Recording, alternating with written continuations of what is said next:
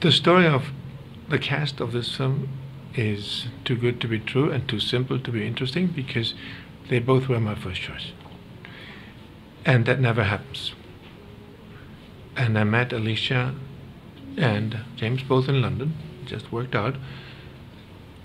I had coffee with both of them. We walked around the block and shook hands, and afterwards I knew the film was cast. The shortest cast ever. The opportunity to do an adult romance that wasn't about people just going like, oh, I really love you, and sort of why, don't really know, never really investigate it, but to get down to, with a couple of exceptionally thoughtful, intelligent and articulate people, really get down to what it is that makes them love each other and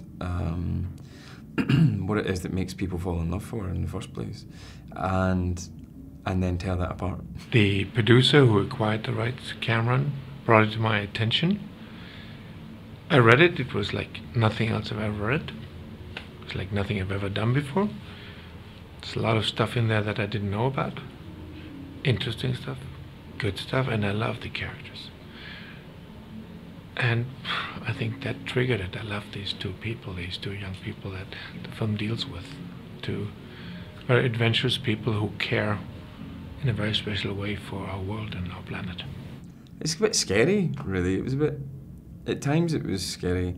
There was a whole part of it where we were doing the incarceration stuff where I was in my cell, which seemed to go on for an inordinate length of time actually for the amount of material we were trying to shoot. And that was horrible. I hate doing that stuff. I've done it a couple of times in my career and you just end up feeling victimised.